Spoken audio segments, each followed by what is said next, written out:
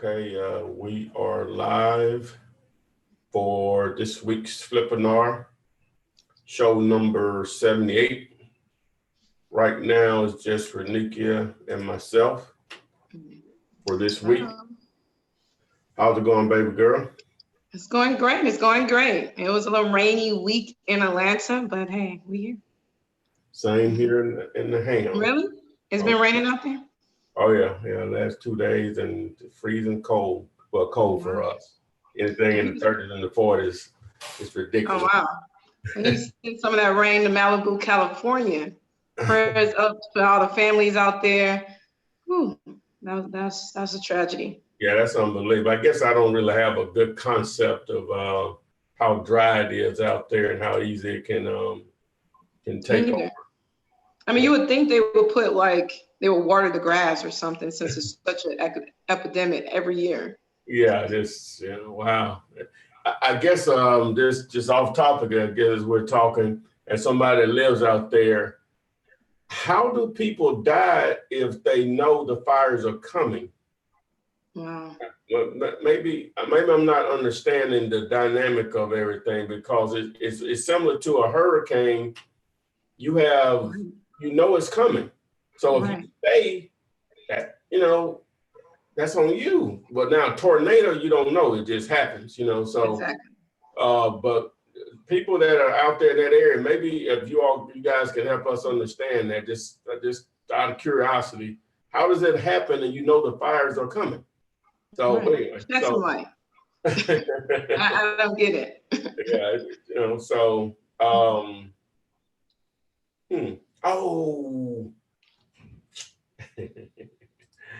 I got us unlisted here. Hold on. Nobody's watching us right now. Maybe wow. Well, maybe on Facebook. They're on Facebook. They're watching us. So I just made it public. So let me see if that changes everything. I didn't get an alert on my phone, so I may have to redo it. I didn't have it. Let me see if we're on Facebook.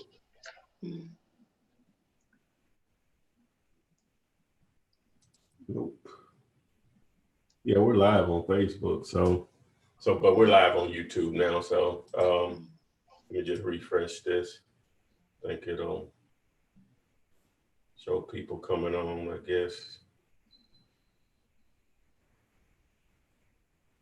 All right. Nope. Let me see here.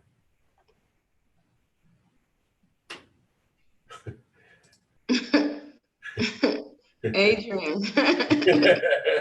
Where is Adrian?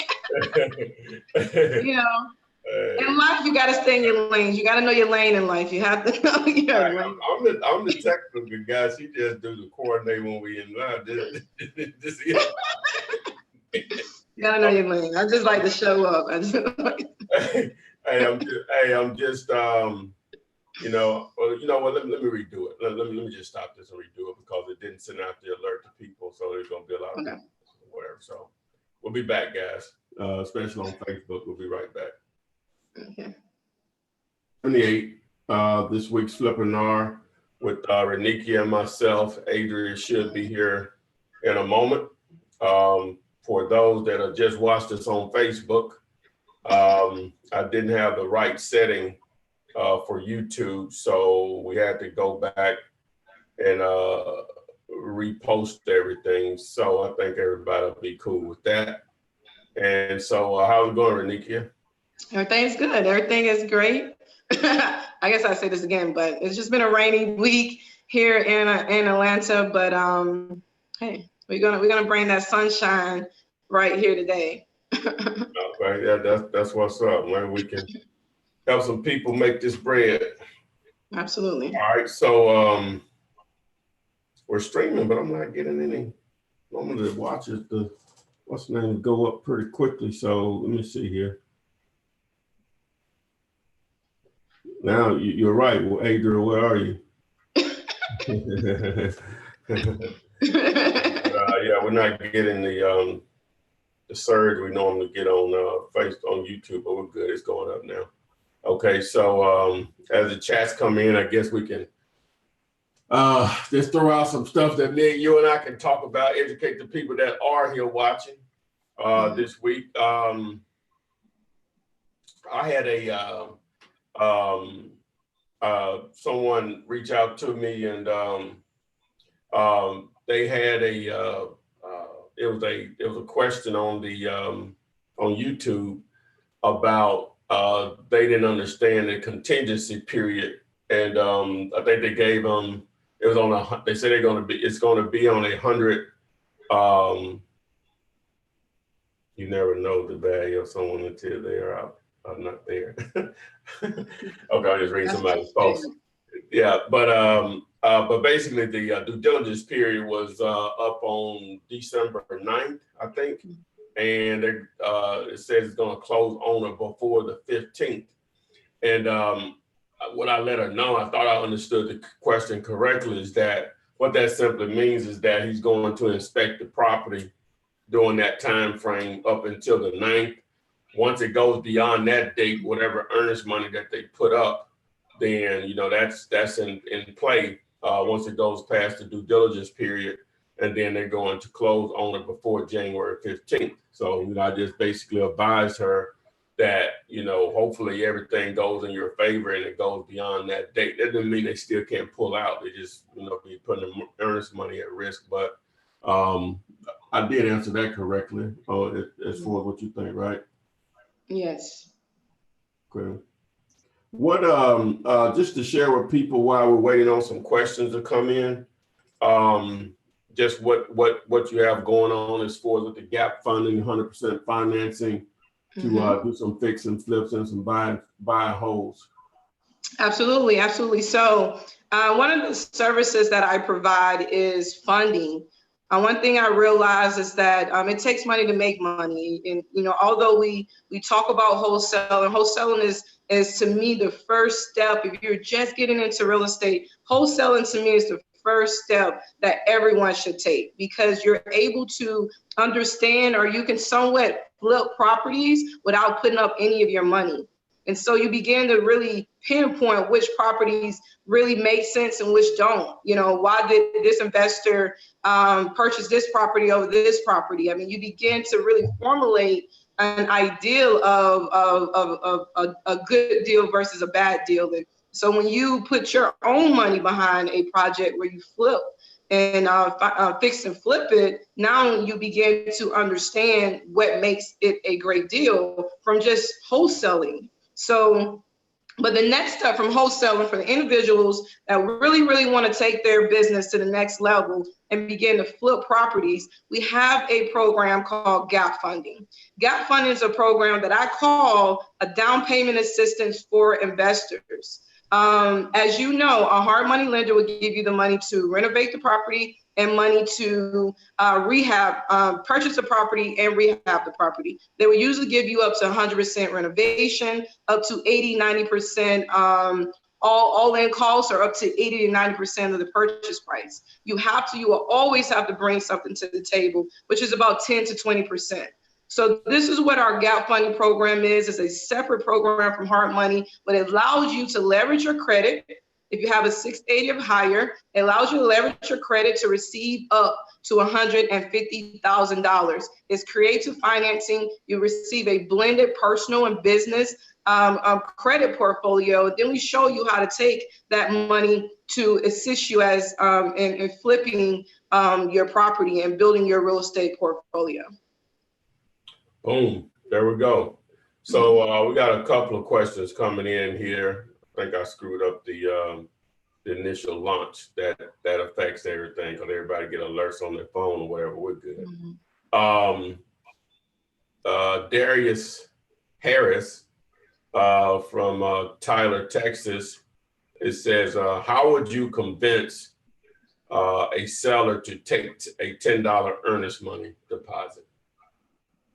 Write it in very confidently on the line in the purchase and sales agreement, write it very confidently. So it's all in your confidence. You know, and as I'm writing it out, if I'm sitting there in front of them and say, hey, I just put $10 earnest money here, we'll give you $10 to secure this contract, and keep moving. And don't blink an eye. So it's all about you're confident.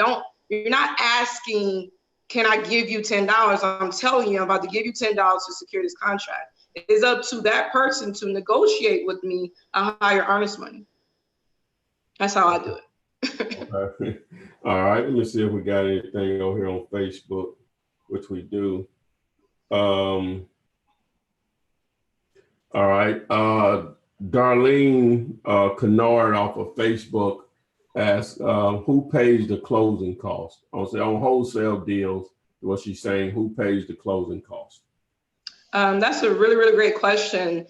It's actually negotiable. Anyone can pay the closing costs, but the rate that, usually I write up my contract where the end buyer will pay their own closing costs and the seller will pay their closing costs. Therefore, it leaves you in the middle where you don't have to pay any closing costs because the seller and the buyer pays their own closing costs. However, the seller or the buyer has the right to negotiate that with you. I would never kill a deal if I'm making $10,000, $15,000, $20,000 and the seller or the end buyer don't want to pay the attorney fees. I would never lose a deal just because of just because of the fees. If you can afford to save your deal and pay some of the end buyer's closing costs, I also use that as incentive to even buy with me. Hey, if you buy or you purchase a house with me, I will pay your closing costs. Those are incentives to get your buyer to work with you. Okay. All right. See if we got anything else here, which we don't. Let me see. Probably had some on Instagram. Let me see here.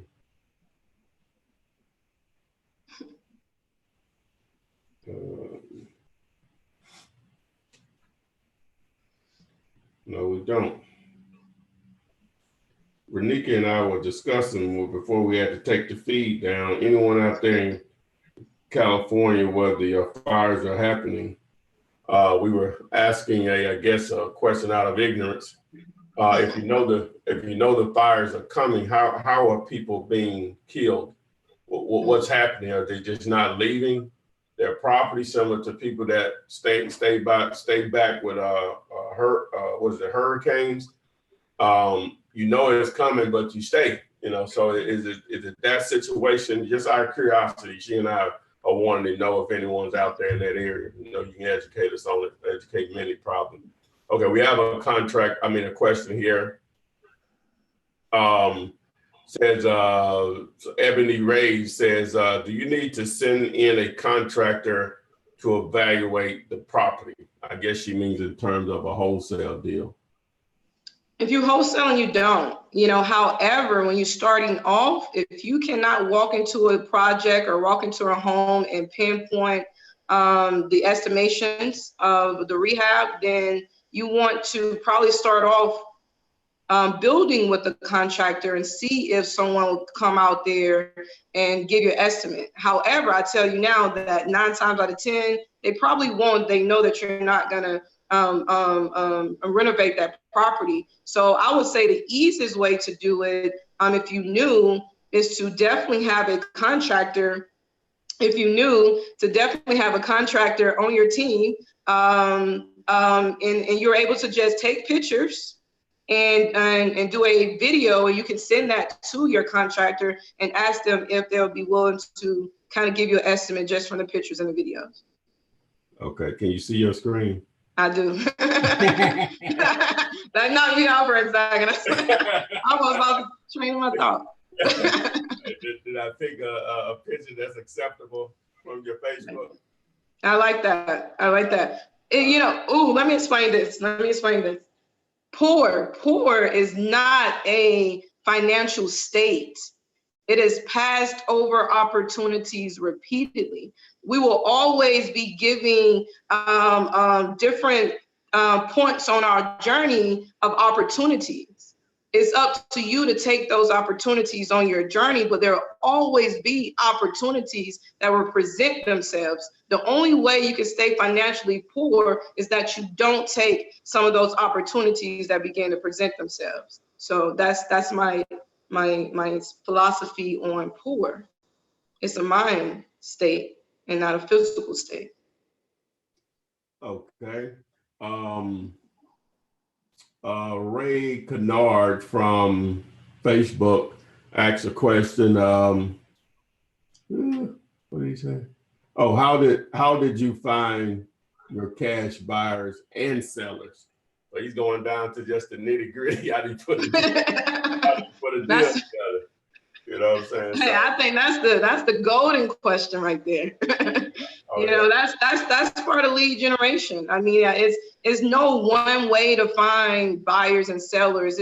To me is a combination of multiple ways, and is a consistent flow of over time.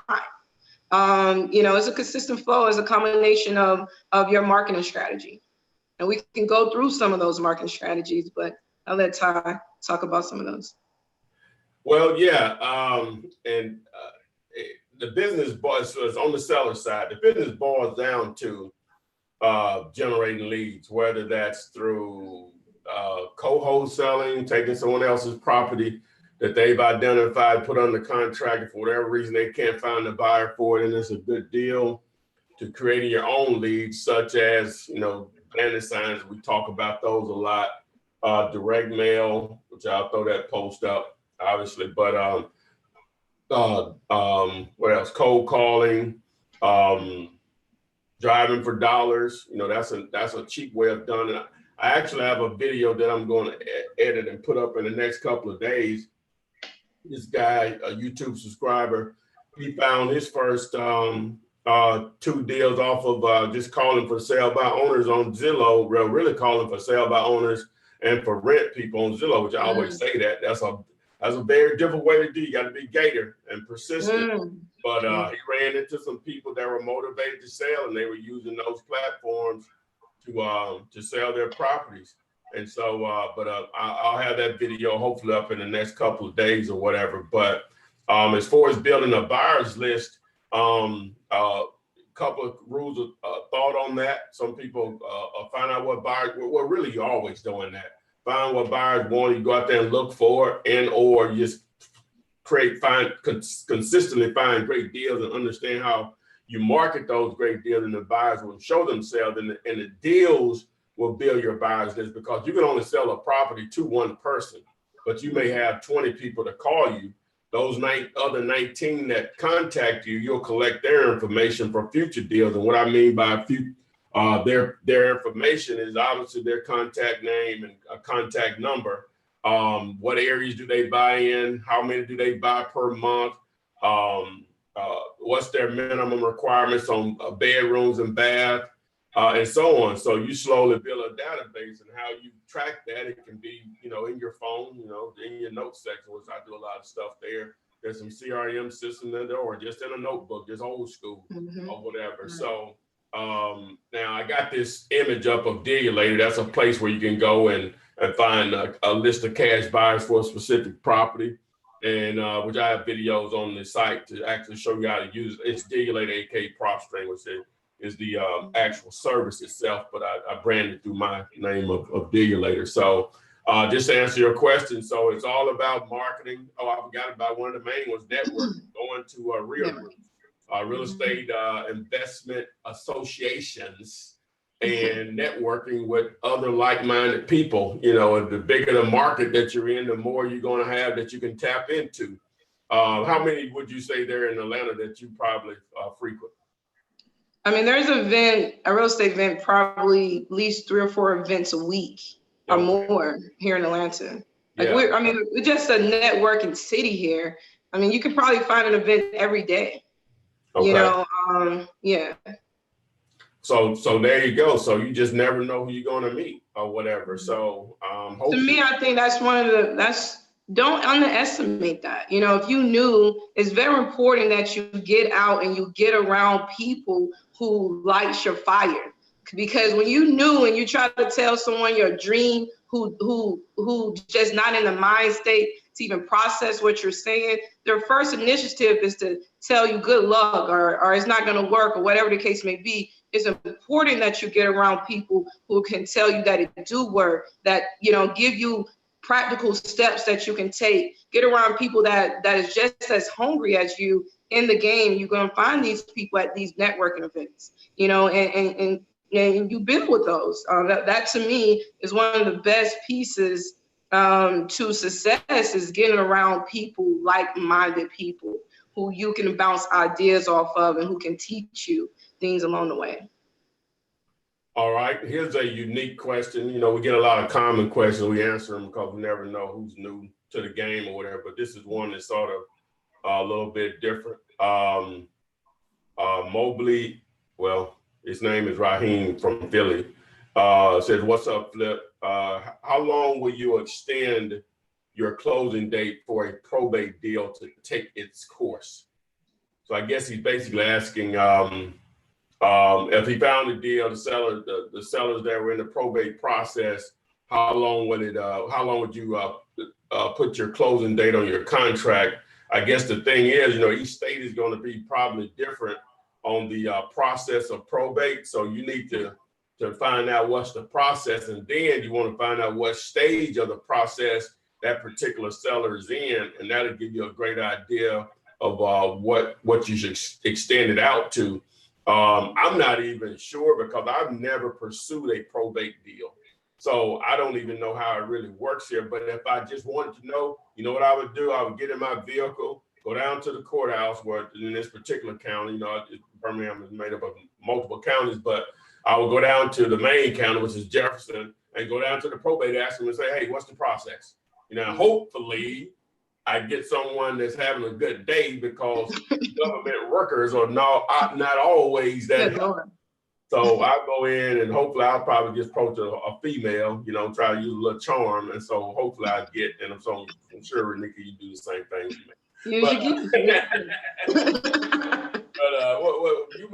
you may know how the process works in Georgia. So, you know, the probates are, to add to that, the process is the process in itself. So you got to understand the seller already understand that they're going through probate. So we put a 30-day closing and it take 90, the seller going to change it to the new closing date because they know that the process is the process. So getting that closing date change is not a problem when you're dealing with probate, because the seller is going through probate. So they understand that this date may not be solid. So you just have that conversation up front, and you can say, hey, we'll do it 30 days at a time, and then we can determine every 30 days what we should extend that out to.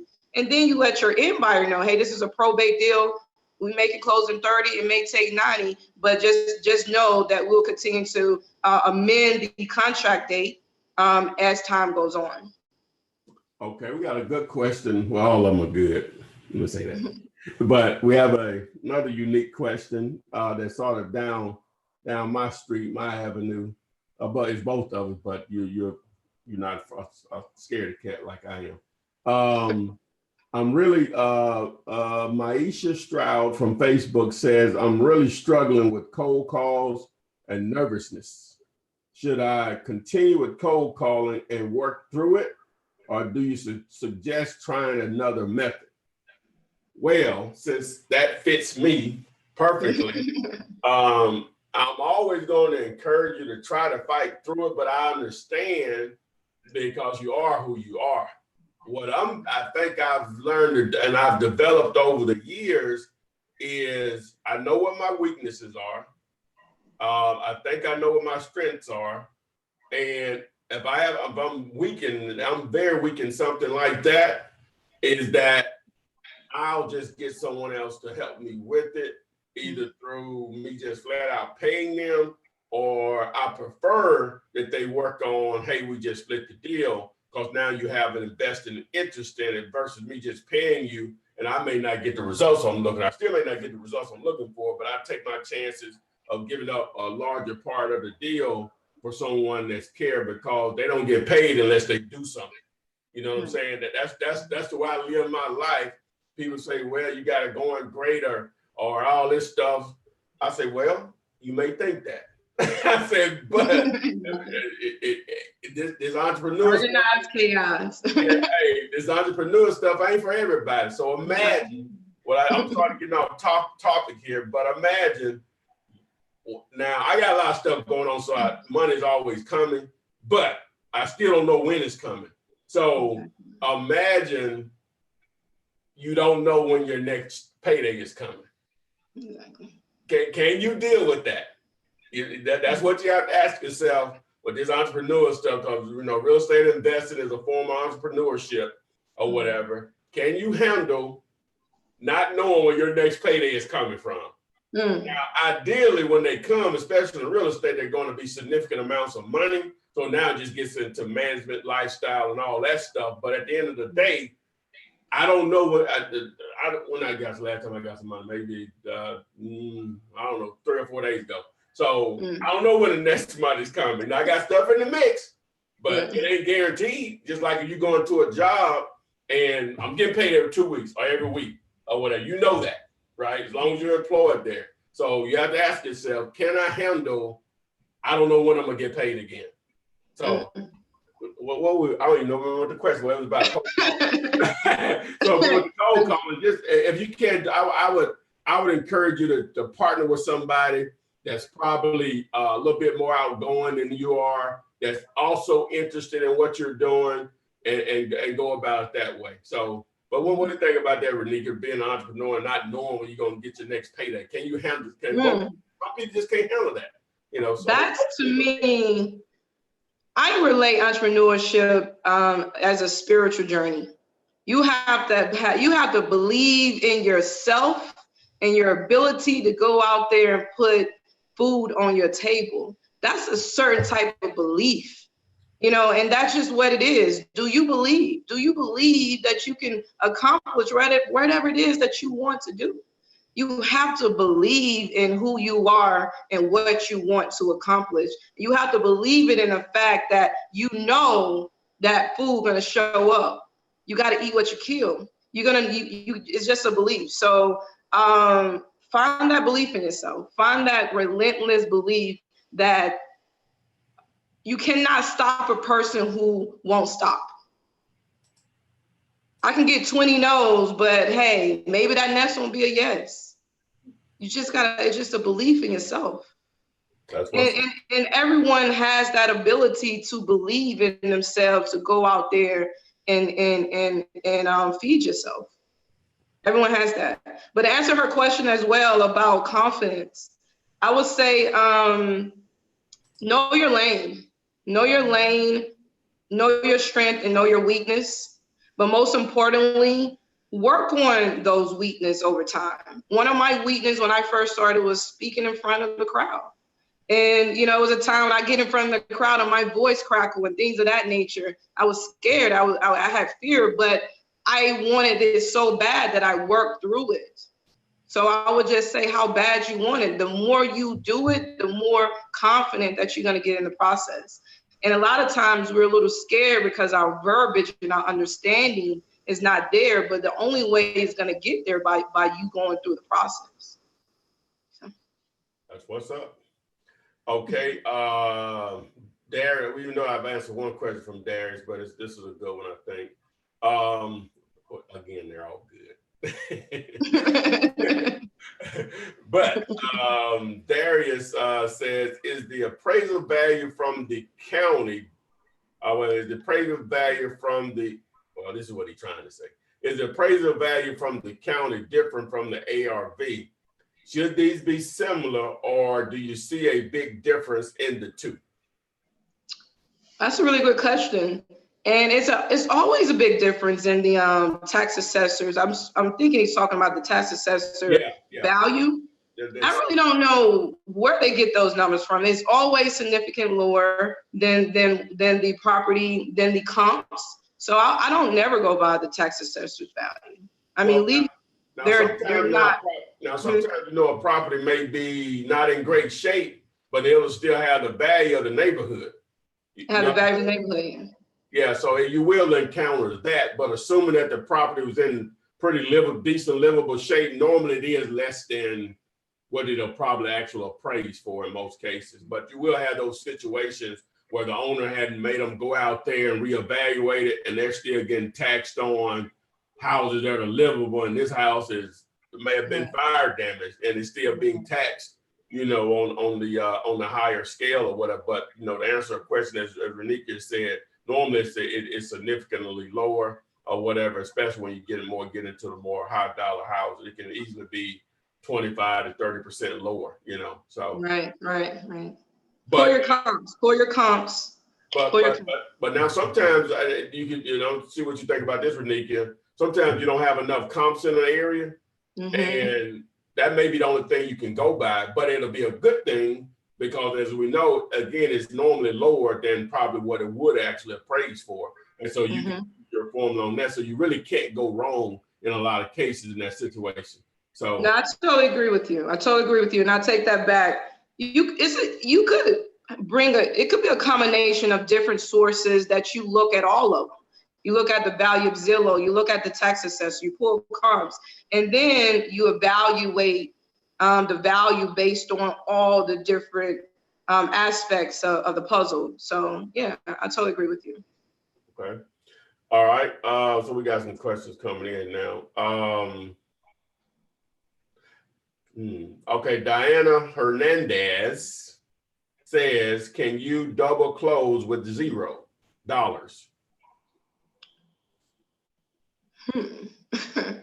Can you double? Yeah, absolutely. The money will come out the closing. So whatever your spread is, your assignment fee, it will be deducted from your assignment fee. So you still have to pay, but it just come out your assignment fee. Yeah, but you can avoid paying up front. Yeah. Yeah, exactly. All right, so let me see what we got here. All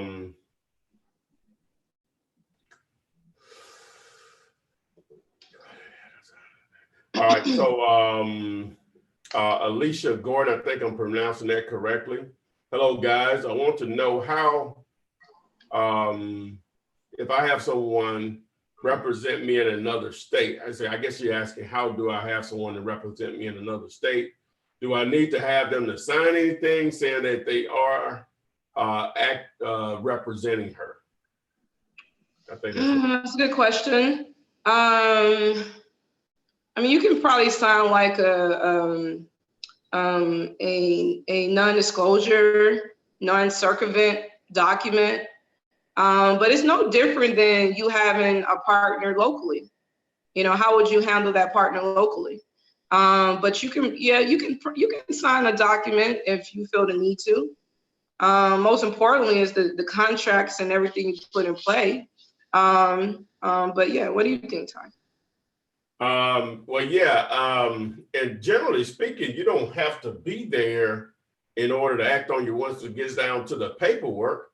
I don't, what situation do you think that would be needed? Because people, you know, do real estate transactions from state to state, well, really internationally, and are never there, but their signature is still required through either like DocuSign or overnight parcel service mail or whatever, or just do a fax, you know, the old fax. But so I'm not sure, maybe I didn't understand, we didn't get the question right, because you don't have to be there to put your signature on the deal that's needed, whether on the contract or closing statements or whatever, assignment contract or whatever. So yeah, I guess again, you may want to be a little bit more in depth on that question. All right, from Facebook. Well, no, I think we read one. Let me see.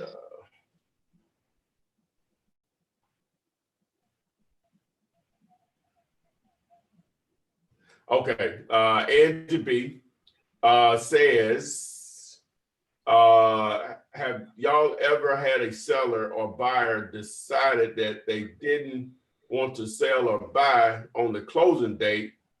What do you do if that happens? Absolutely. You know, it happens. It definitely happens. What's gonna happen? It kind of depends on why they cancel. Mm-hmm. If they cancel, you have the right. I mean, they just have to give your earnest money back. You could probably put a lien against it or something of that nature. They cancel it and sell it to someone else, or but it does happen. It does happen. You just get your earnest money back and keep moving. What do you think, Tom? Yeah, it's going to happen. If you do this business long enough and you deal on enough transactions, you're going to have sellers to pull out. You're going to have buyers to pull out. It's just going to happen. And a guy advised me years ago, I think I was listening to something. I like to listen to a lot of stuff about business that has nothing to do with real estate or whatever. And the guy said, when a problem comes up, just handle it. You know what I'm saying? Hey, a lot of my friends, they literally think I don't do nothing. You know what I'm saying? They don't understand that, you know, even though it may seem like I have a lot of time, I tell my mom, she has no idea what I do for real. But I don't even try to explain to her. And so she'll call me, I say, you working or whatever? I say, I'm always working. Always working. You can't turn off from this. Yeah, my You mind cannot turn it on. Yeah, my mind is always working. Always working. So, but to answer that question, you know, when an issue just comes up, just handle it. And the reason I brought that up about my friends and stuff, I'm putting out fires all the time. You know, this stuff ain't, you know, you put out fires all the time. You know what I'm saying? And so that's part of what comes with it or whatever, but it's worth it. I'm just letting you know when a situation like that comes up, communication is so key, like Radhika was saying. You know, find out what's the problem. You know what I'm saying? Sometimes it may just be a small understanding on why we can't move forward. I've had plenty of deals. Oh, no, don't worry about that. Well, I didn't really want to do this, or, you know, I didn't, they gonna cost me for $300. Take it out of my money. You know what I'm saying? Exactly. I would not lose $10,000 for $300. Yeah, you know what I'm saying? Take it out of my money. We good. Make it happen. You know, whatever. I don't know who's going to, huh? That's all. Oh, yeah. You might bring that down there now. You Exactly. That's close. Oh, yeah. That's what. Manage the problems. I like how you put that, Tom. Oh, yeah. Just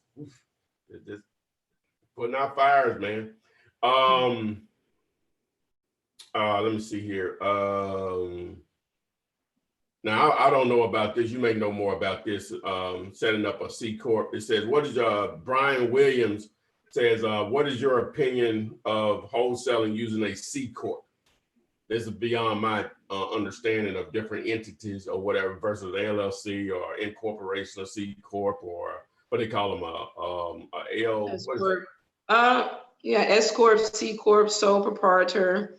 LLC. My opinion on whatever corporation or LLC, it really doesn't matter what business type you use. However, what matters is the way the taxes is handled. So I would recommend not necessarily a C Corp, but maybe an LLC that is taxed like an S corporation. And the reason being, and you get with your tax accountants, but the reason being the S Corp that I recommend, because the S Corp, if you tax as an S Corp, it separates you from your business. So what I mean by that is that your business pays you a salary, and any money left over in your business will not be taxed as income to your business. It will be taxed as dividend, which is cheaper than income tax. So I would recommend S Corp over C Corp.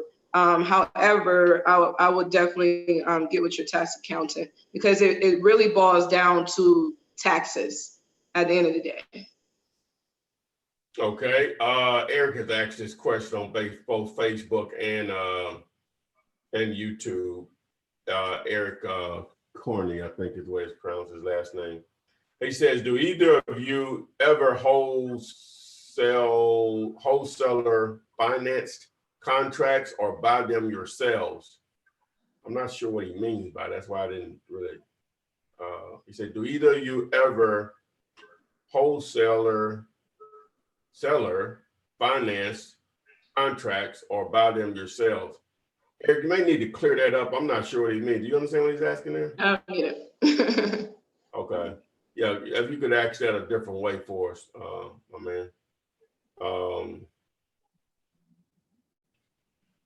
right, Aaron Brown says, once you have the access to the FTP, I guess means the website of your county to get a delinquent tax roll or list, how do you get raw information into a spreadsheet and then skip trace for cold calling?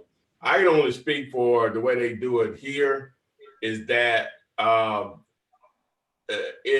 talking about, they haven't changed the website since it was probably put up in the mid to late 90s here.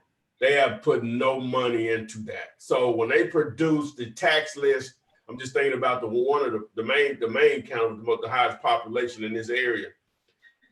They'll give it to you in a CD, and I think I did it maybe a year ago, but the way they have it, you'll have the parcel numbers and the address, but it's just such a tedious process that you would need a really good, I don't even know, you may even have to probably search out a program that maybe could organize that information where it's more that you can use it to skip trace without having someone to go through it line by line, looking up the address and the owner. So I'm not sure how they may do it in some of the counties in that metro Atlanta area as far as the delinquent tax the tax list. And then the other thing you have to, now, a lot of people look at the tax list a couple of ways. I look at it not to really try to go out and buy tax lien properties, because the process here in Alabama is like a 3-year right of redemption.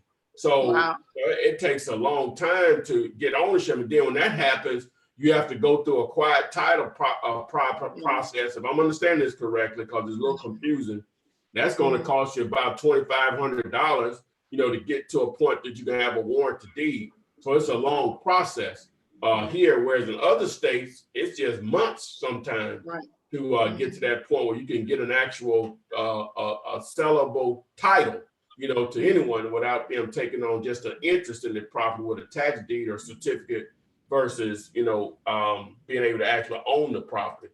So you can go into how it may be different in Georgia or whatever as far as that process.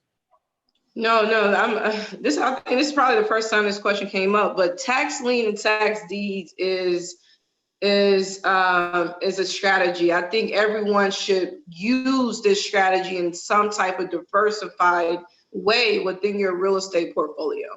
So tax deeds, you can contact your county, and that's how I would start, because every county is different. Just contact your county or go down to the county and ask them, where can I locate the list?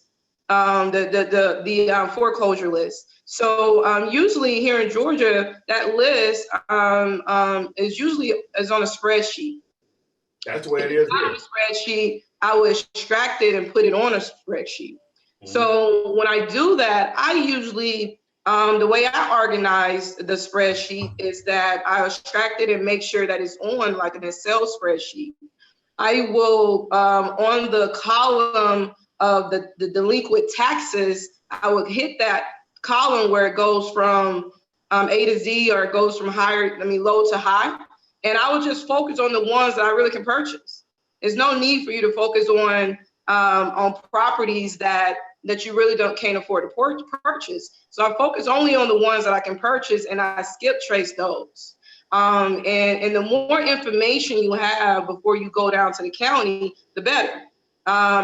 Is the better. So skip trace the ones, because it's very tedious, but it's really worth it. Here in Georgia, it's 12 months in a day. You're able to foreclose on the property after a year and a day. One thing I like about tax deeds is that it's one of those situations where it's a win-win strategy. I can't lose. Why? Because they do come back and pay the taxes, I get 20%, at least here in Georgia, and every state is different. I get 20%, every county is different. I get 20% on my money.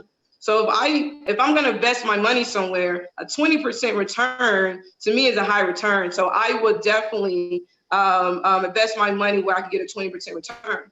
Worst case scenario, I'm either gonna get a 20% return or I'm gonna get the house. So to me, it's a win-win. It's a win-win strategy. Okay. All right. And the other thing, another way that you could use that list is that it could just be a simpler list of a high possibility of a number of motivated sellers just to sell it outright.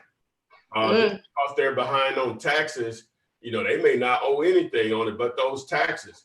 And the taxes are relatively low here in Alabama as far as property tax versus a lot of other states. They may just want you just to relieve them of that debt on their name or whatever and sign it over because they are the still owner or whatever. They just have been, they just have that challenge of that encumbrance or a lien on their property because they haven't paid the taxes on it. So you can also look at it as just a possible list of motivated sellers that for whatever the reason is, they're not paying the taxes on that property. It may be as simple as they forgot, which I doubt, or it just ain't that important to them. Hopefully that's what you're looking for, and they just basically gonna give it to you for the taxes. So you can reverse that list and just say it's a high. This is one of those niche lists that there's going to be a high probability that they may just want to sell the property close to what is actually owed on it. So at least that's what you would be hoping anyway. So, all right.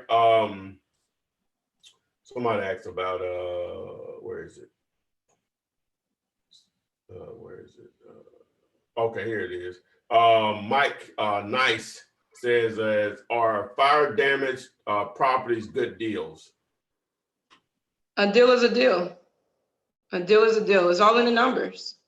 I don't care if a hurricane went through it. If the numbers make sense, the numbers make sense. And basically what she's saying is, what are the repairs on it? What is the ARV? It still boils down to that, So, if it's a $300,000 house, cost $100 to get it back going, and you can get it for, and you can get it for 75. So what is that? 175? You probably got you got a great deal there. But it's a $300,000 house. It's going to take $100 to get it back going, and they want 150. Probably not a deal. You know what I'm saying? Exactly. So it's still just going to boil down to the numbers. Now of course, if it's in a $75,000 neighborhood and it's going to cost 70 to fix it, and I don't know if you can get it cheap enough. Because the number's just not going to work or whatever. It's not going to be that advantage to anyone's advantage on that unless they're trying to hold it, do a buy and hold or whatever. But that's a lot of in repairs at 70 grand. You know what I'm saying, on a $75,000 house. So, but yeah, they can be done. All right. Oh, okay. Here's a good one. All right, B. Jones from YouTube says, what if the lawyer asks for $1,000 earnest money? I guess he means the seller's attorney, I'm assuming. Yeah, the lawyer won't ask for the earnest money. The lawyer will hold the earnest money according to what you put on the contract. So if the contract say $10, $100, or $1,000, that's what the lawyer is expecting to be an escrow, either in his escrow or you may have that in your possession. So the lawyer doesn't ask for the earnest money. It's what you negotiate on your contract. All right. The only I guess some cases, and you probably had this to happen, you'll have you sent your contractor may have $10 or $100, maybe have zero on it, and let me let my lawyer look at it, and then he scratch it all up and put $1,000 earnest money on there. Oh no. So what I normally tell him, Renika, is I know you paid your lawyer. Let me explain. I'll just go into it and they can take it however they want to. You do understand that this contract is a basic contract. I'm buying it as is.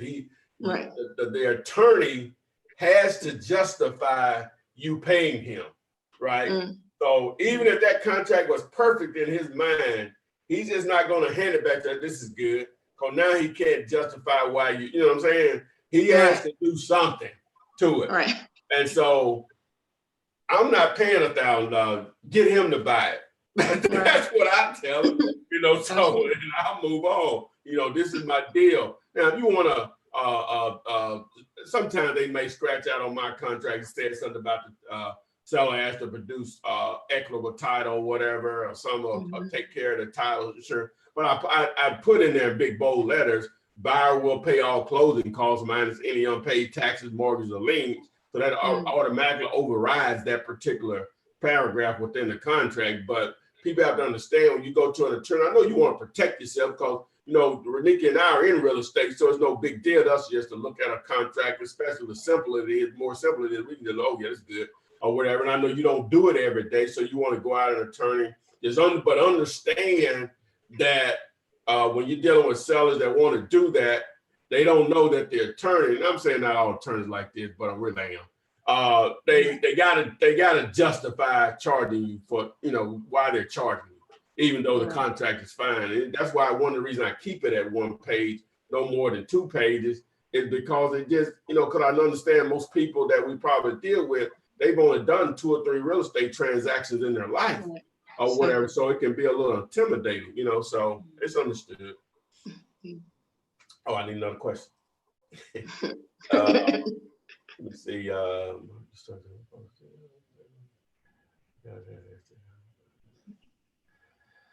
right, let me see. Somebody says, okay, someone wants to know how to get in touch with you. I'm in Covington, Georgia. Alicia Gordon. I think that's how. Okay. If you want to take advantage of any of the financial or the financing products, the gap funding, down payment assistance, hard money lending, you could go to findmynextdeal.com. That's right here on your screen. And just follow the steps from there. You can also email me at funding, FUNDING, at fkfinancials.com.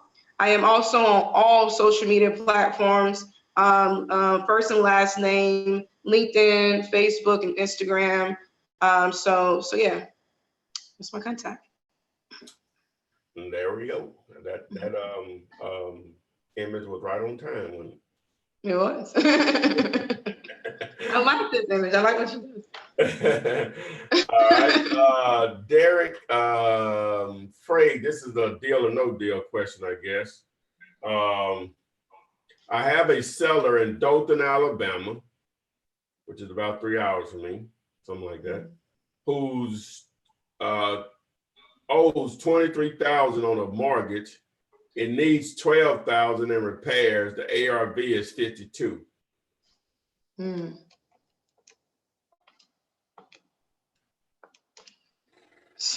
So he owes 23. The repairs is 12,000. 12,000.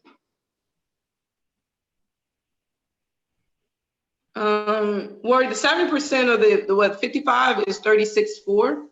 So I mean, technically, it's a deal. Yeah, this would be a buy and hold opportunity depending on what the rents can go for in that area. You know, with that price, that's a good buy and hold. That's a really good buy and hold with that price. So he can get it for 23. He didn't say what he can get. Well, yeah, that's true. So he owes 23. What is he selling it for? Because I'm sure he wants to make some money off of it. Yeah, because even when you subtracted 12,000, that leaves 24.4. So maybe $1,400. But even if I would present this deal as a buy and hold deal to my investors, and in buy and hold, you can go over a little bit. If he did want to take away maybe 10,000 or 8,000 or something of that nature, it'll still be a great buy and hold deal. Okay. All right. Let me see here. Someone says, How do you guys, he didn't give his name, but it's a handle. I'll just ask the question. How do you guys decide on your lawyers and title companies? That's a good question. I decide on mine based on what I want to accomplish. So they have to understand my vision. They have to understand the type, how I'm putting the deal together and the contracts. And every lawyer don't. Every lawyer don't really process wholesale deals or assignments, or they do it in a way where it has to always be as an assignment on the HUD. So I basically choose my attorney based on them being their ability to be able to accomplish what I need them to do. Okay. Starting out, you can also, this is what I normally recommend the individuals, don't even worry about it. Because allow the buyer that you're going to deal with for you to create those type of relationships. Because normally if you're dealing with seasoned buyers not always going to be the case, but if you're dealing with seasoned buyers, they're going to have those relationships built already. And so you just want to find out obviously who they're closing with and who's handling the closing at that office. And so that's where I instruct people to send over their closing detail sheet to that individual, because they may have never done a wholesale transaction at their office, but they're going to try to please their client, especially if he's cool with it or whatever. I'm sure he is if he wants you to feed him more deals. And then now, if they do one deal with you, right? The next time you have a deal in play, you may have a buyer that's green, never done a deal before.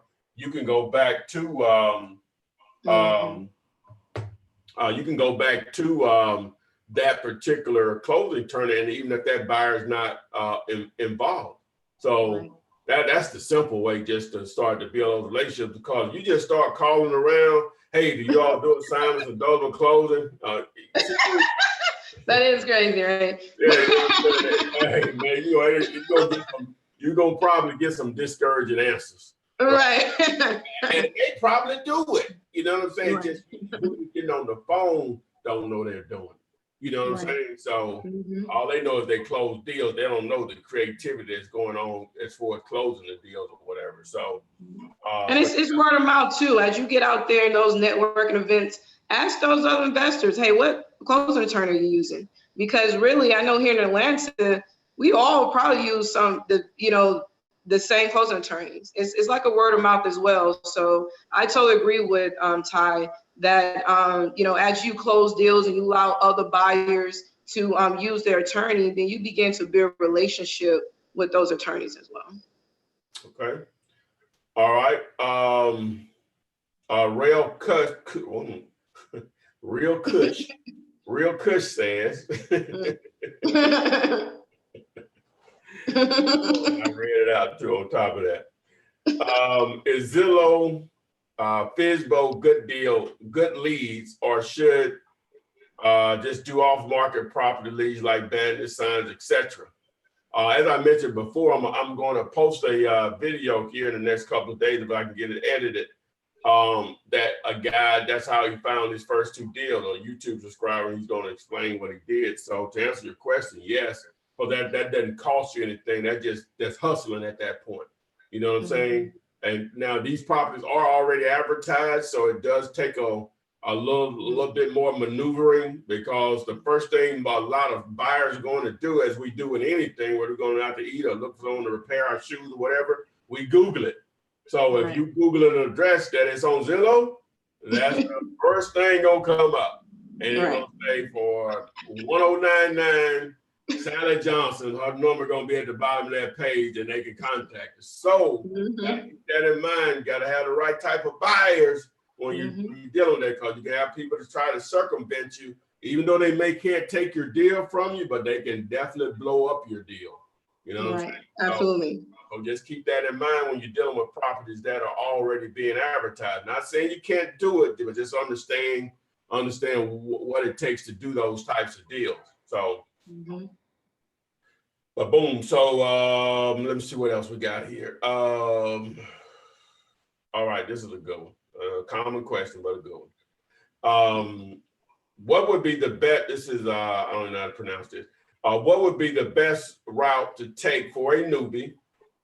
Probate leads, pre-foreclosures, or an absentee owners list? Absentee owners list, in my opinion. In my opinion, also. Probate is a timing thing. Pre-foreclosure, same thing. Absent owner T list, you're getting all types of people. You're getting motivated.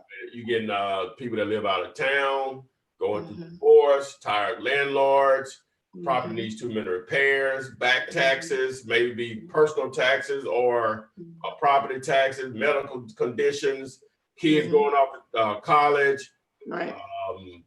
Y'all inherited property, which I guess would be a form of probate or whatever. So you're getting it all then. You're really not missing anyone at that point when you're targeting an absentee on the outside of people that are actually living in the house or whatever. In most cases, if they own a property absentee, well, I guess in all cases, they actually own the house that they live in. So they may want to sell that one at the end. So you're getting all of that.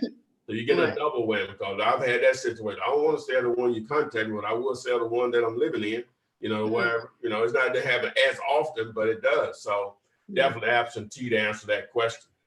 All right. So guys, I'm glad we've had this time together. And y'all know I was struggling here. Renika was doing her thing.